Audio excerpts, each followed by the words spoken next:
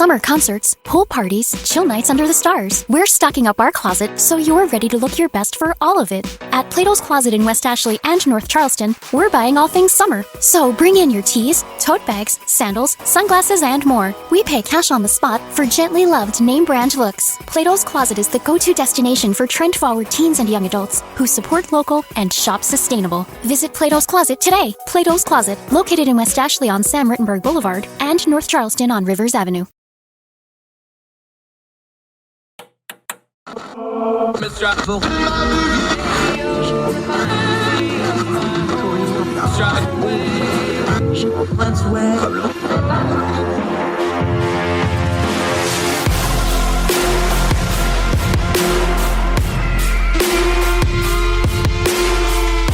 Back to Hurtel Radio. I'm Andrew Donaldson. Very happy to be joined with, and I'm going to do this carefully, make sure I got it right, buddy, because we were practicing it.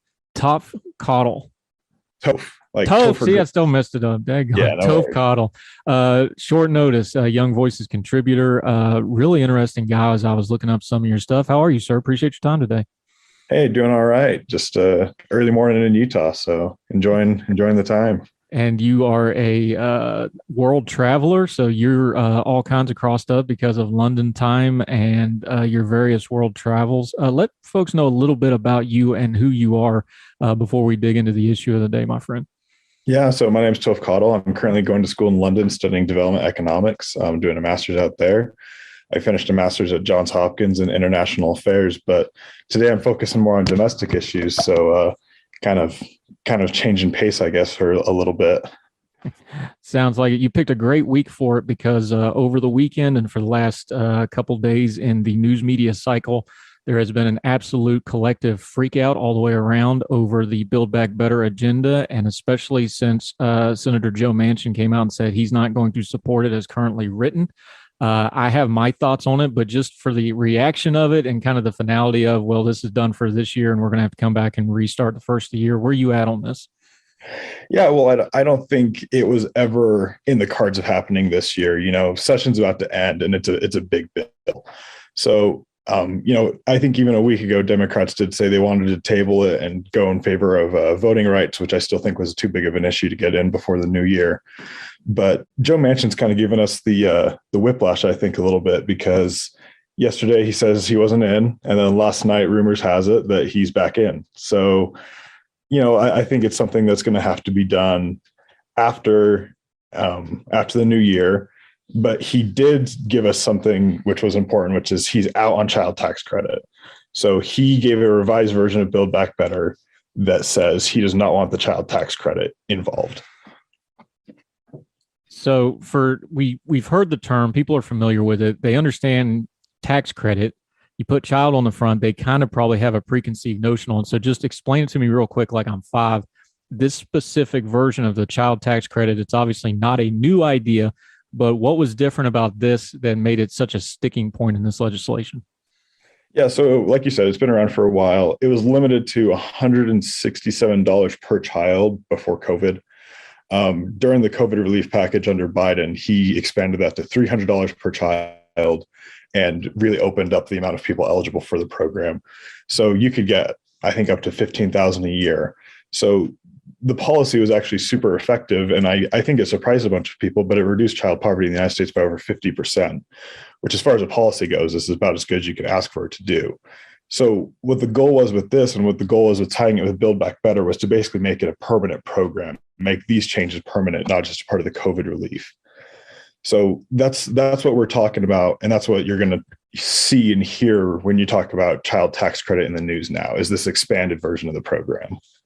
Now, to be fair to Joe Manchin, this is something he's been a little consistent with a lot of the Build Back Better criticism he has, is he's saying, look, we're doing what we always do, where we're going to fund this for 10 years and then there's no funding after that and we're going to have to come back. Is that a legitimate criticism here? You're talking about needing to make this permanent. Is this just another example of something that would be probably pretty good policy and pretty popular policy on its own, but when you jam it into a large package like this, it kind of gets lost and you wind up with machinations like this kind of working against it?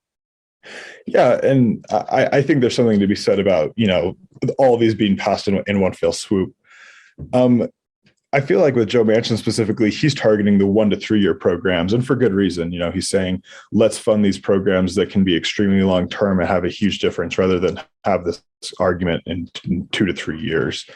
With the one exception being the child tax program and child tax credit. And no one's quite sure why.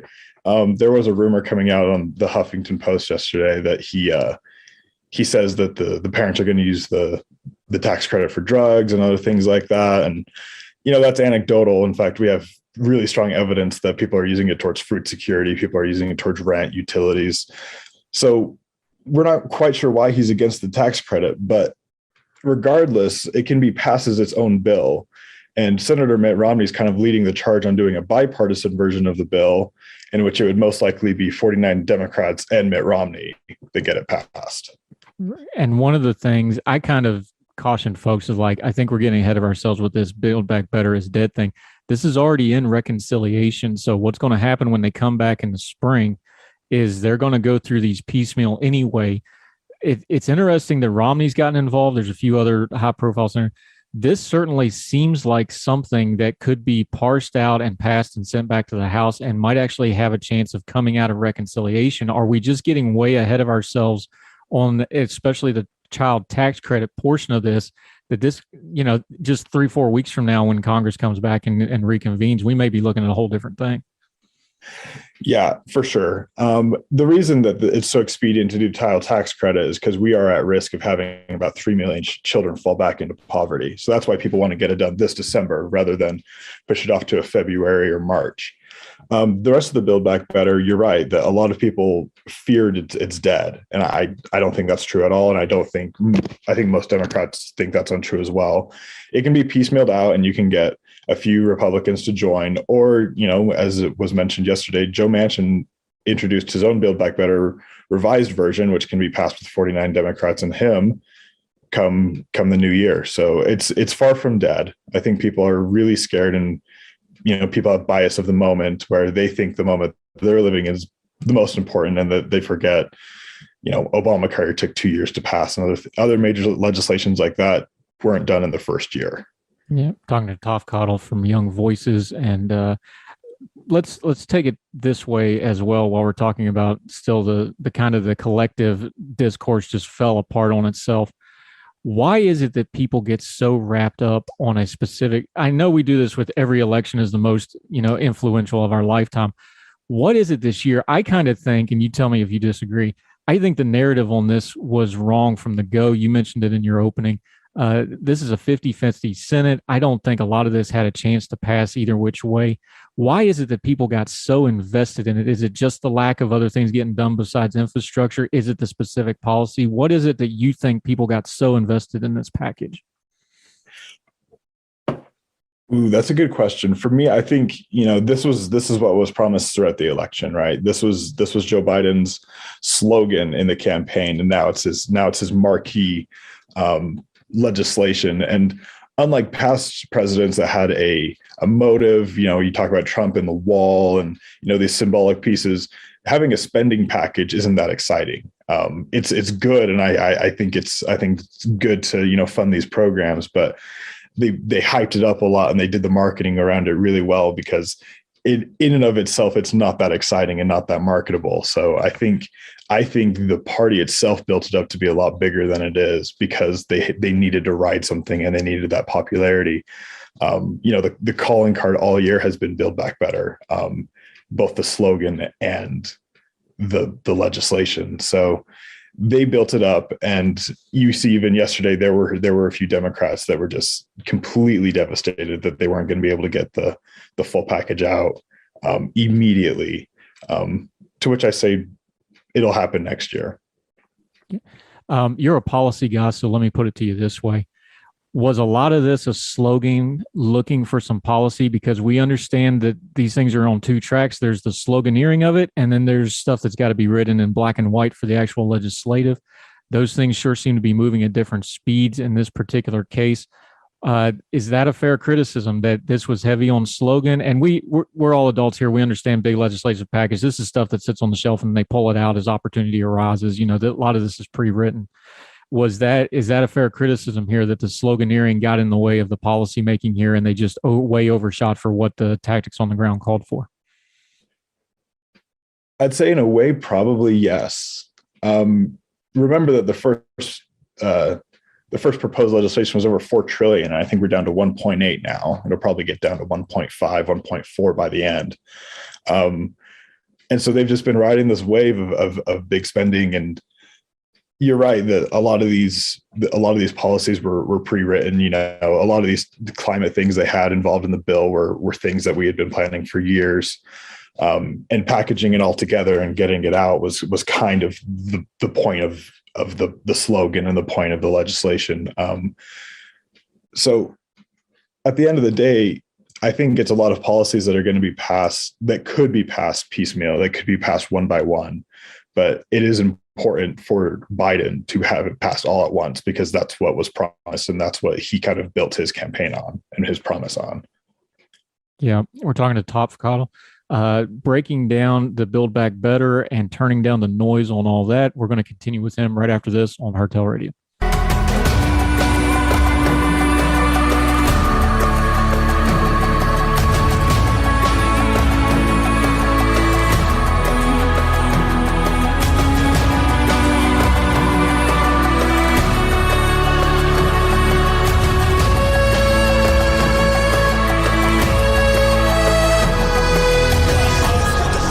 Back to Hardtail Radio. I'm Andrew Donaldson. Thank you so much for taking the time. We're talking to Toph Cottle. We're breaking down and turning down the noise on the Build Back Better collective freakout. I've called it, because we're on day 2 or 3 now of people losing their minds over this. Let's take the alternate approach for a second. I don't believe the story about Manchin and saying this is just going to go to drug dealers and stuff, because I am a West Virginian. We don't usually use stereotypes like that against ourselves. There's a long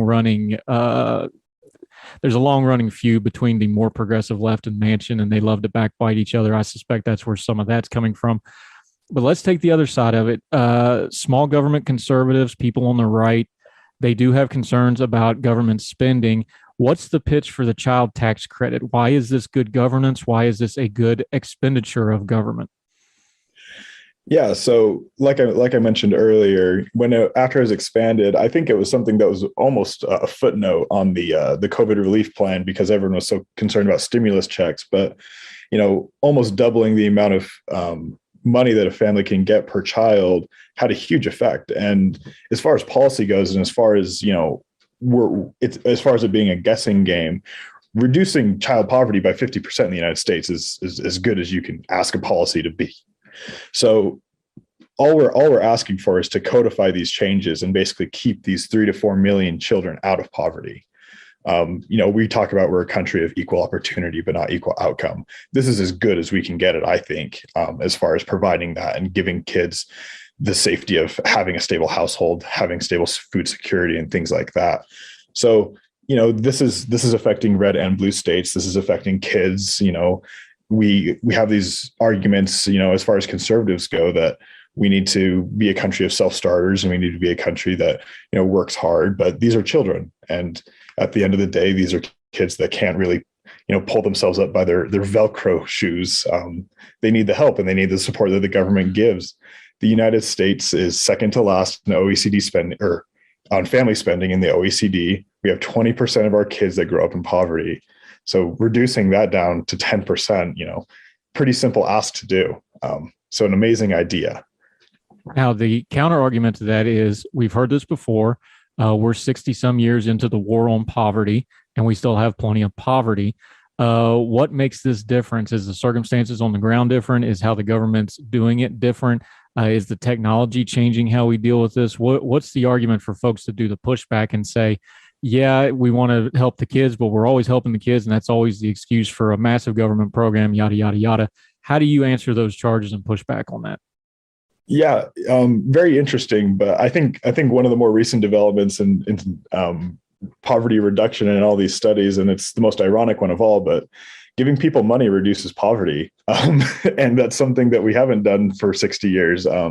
We did these ginormous government programs like SNAP that require tons of administration. They have tons of waste. They don't get to everybody in rural communities. now we have the technology, and I think we always have, but we can deposit directly in people's bank accounts, and it requires next to no administration. It requires a few people at the IRS, pressing a button. And it's immediate, it's consistent, and it's impactful. So I think that's the change compared to these other programs. What is it that you think? Because we do everything for the children, everything for the children. It's almost become its own meme, come to life now. But there is a lot of data out there about childhood development, children that grow up malnourished, children that grow up in poverty, the way that affects greater society.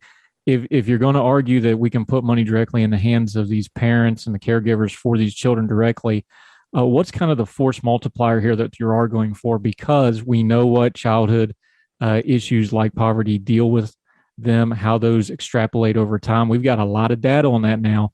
If you're cutting that down by like 50%, if that stat holds up, this could be really game-changing stuff. Yeah. Yeah. So I think something a lot of people worry about is the parents. And, I've had even Senator Joe Manchin was the one who said, I think these parents are using it to buy drugs. And I'm sure that's the case in one or two families. But at the end of the day, bad parents are bad parents. What this is going to do, and basically is going to make sure that no kid goes hungry. It's going to make sure that a lot of these kids are able to stay in households, even if it is with bad parents. They're going to be able to have a stable place in which to live. A lot of studies show that kids that can grow up with housing security have a lot better outcomes. That's the entire reason that Habitat for Humanity exists. They're building houses, they're keeping families in stable places.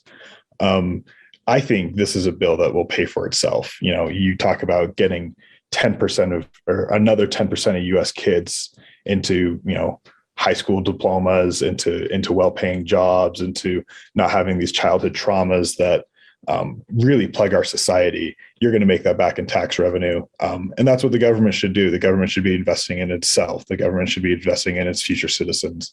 So I think the policy is a win-win. I'll say there is a campaign right now. It's at savethectc.org. Go sign the petition. We're going to be presenting it to a bunch of representatives and senators around the United States.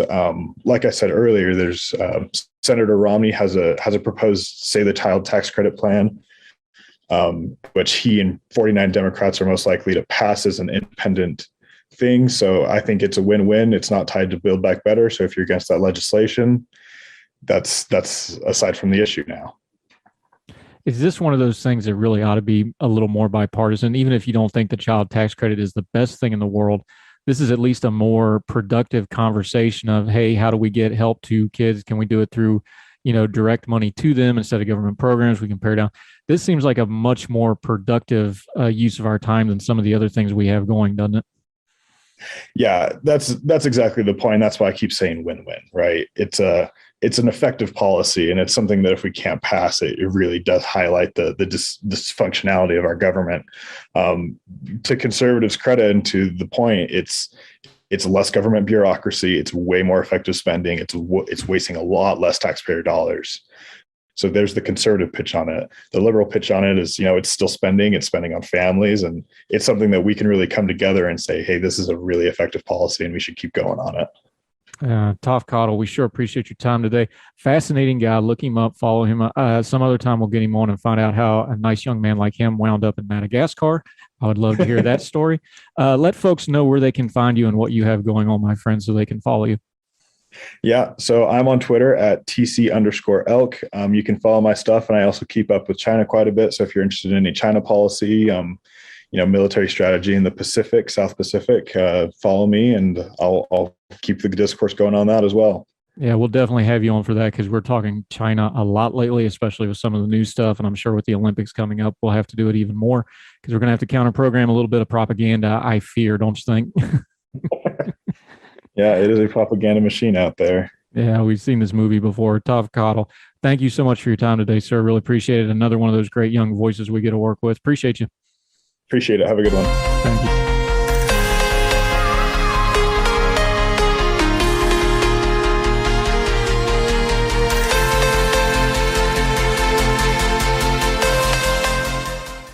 Summer concerts, pool parties, chill nights under the stars. We're stocking up our closet so you're ready to look your best for all of it. At Plato's Closet in West Ashley and North Charleston, we're buying all things summer. So bring in your tees, tote bags, sandals, sunglasses, and more. We pay cash on the spot for gently loved name brand looks. Plato's Closet is the go-to destination for trend-forward teens and young adults who support local and shop sustainable. Visit Plato's Closet today. Plato's Closet, located in West Ashley on Sam Rittenberg Boulevard and North Charleston on Rivers Avenue.